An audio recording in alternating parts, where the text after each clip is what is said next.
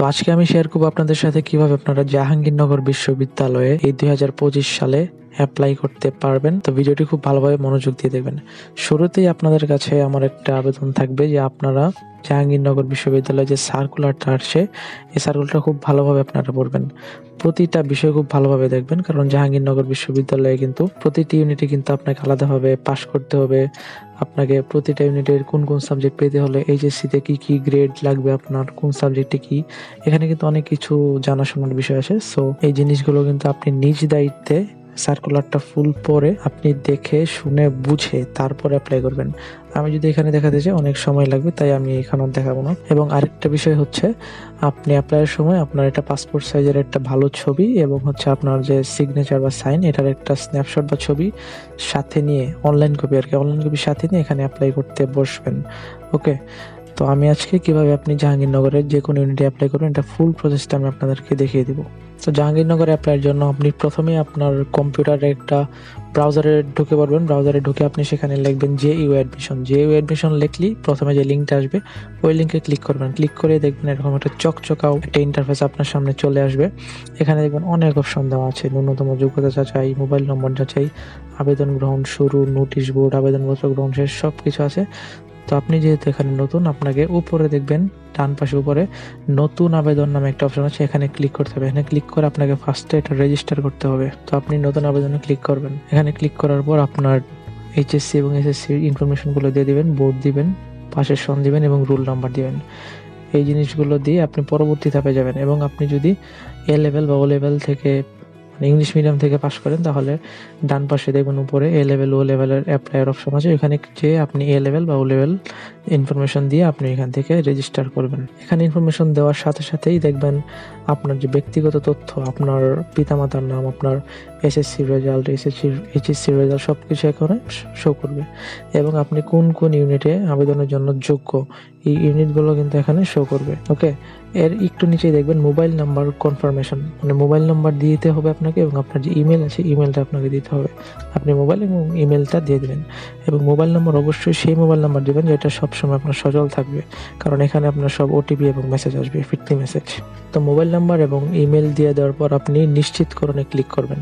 এখানে ক্লিক করলেই দেখবেন আরেকটা নিশ্চিতকরণ অপশন আছে, সেটাই ক্লিক করবেন। এখানে ক্লিক করলে দেখবেন আপনার ফোনে আপনি যে ফোন নাম্বারটা এখানে দিয়েছেন এই ফোন নাম্বারে আপনার আইডি এবং পাসওয়ার্ড কিন্তু জাহাঙ্গীরনগরের অথরিটির অটোমেটিক আপনাকে সেন্ড করে দেবে। তো আপনি ওই পাসওয়ার্ড এখানে দিবেন, দিয়ে আবার লগ ইন করবেন। তো আপনার ফোনে আইডি এবং পাসওয়ার্ড আপনি পেয়ে যাওয়ার পর আপনি আবার ব্যাকে যাবেন। ব্যাকে যে আপনি উপরে যেখানে থেকে রেজিস্ট্রেশন করছিলেন সেখানে দেখবেন লগ ইন অপশন পাবেন, সেখান থেকে আপনি আবার লগ ইন করবেন। লগ ইন করার সাথে সাথে আপনার প্রাথমিকভাবে 50% কাজ কিন্তু শেষ, মানে আপনার এখানে রেজিস্ট্রেশন করা শেষ। ওকে, লগ ইন করার সাথে সাথে আপনি দেখবেন যে আপনার যাবতীয় ইনফরমেশন দেখাবে, বাম পাশে আপনার আবেদনযোগ্য ইউনিট সমূহ দেখাবে এবং আপনি যে যে ইউনিটে অ্যাপ্লাই করতে পারবেন ওই ইউনিটে আপনার রেজাল্ট অনুযায়ী আপনি কি কি সাবজেক্ট পাবেন। যদি আপনার নাম মেরিট লিস্টে আসে, আপনি যদি ভালোভাবে পাস করতে পারেন, কি কি সাবজেক্টে আপনি পেতে পারেন সেই সাবজেক্টগুলো কিন্তু এখানে একের পর এক শো করবে। ওকে, এবং উপরে দেখবেন ছবি এবং সিগনেচার আপলোড করার জন্য কিন্তু একটা অপশন আছে, আপনি এখানে প্রথমে ক্লিক করে দেবেন। ক্লিক করার পর এখানে ছবি নির্বাচনের ক্ষেত্রে কিছু রিকোয়ারমেন্ট আছে, সেটা আপনি পরে দেখতে পারেন এবং সিগনেচার আপলোডের ক্ষেত্রেও কিছু নির্দেশনা আছে, সেটা আপনি ভালোভাবে পড়ে নিতে পারেন। তবে ভালো দিক হচ্ছে জাহাঙ্গীরনগর বিশ্ববিদ্যালয় আলাদাভাবে আপনাকে আপনার ছবি এবং আপনার সিগনেচারের ছবিটা আলাদাভাবে রিসার্চ করতে হবে না। এখানে দেখেন একটু নিচে একটা অপশন আছে অনলাইনে ছবি সম্পাদন করতে, এখানে ক্লিক করুন। এই জায়গাটায় আপনি ক্লিক করে দেবেন। এই জায়গাটায় ক্লিক করলেই দেখবেন যে একটা ইন্টারফেস আসবে, এখানে আপনার ছবি আপলোডের জন্য ব্রাউজে ক্লিক করবেন এবং আপনার ছবিটা জাস্ট আপনি এখান থেকে নিয়ে নেবেন, তাহলেই দেখবেন অটোমেটিক্যালি জাহাঙ্গীরনগর যে রিকোয়ারমেন্ট সেই রিকোয়ারমেন্ট অনুযায়ী আপনার ছবিটা এখানে একদম তারা সাইজ করে আপনাকে দিয়ে দিবে।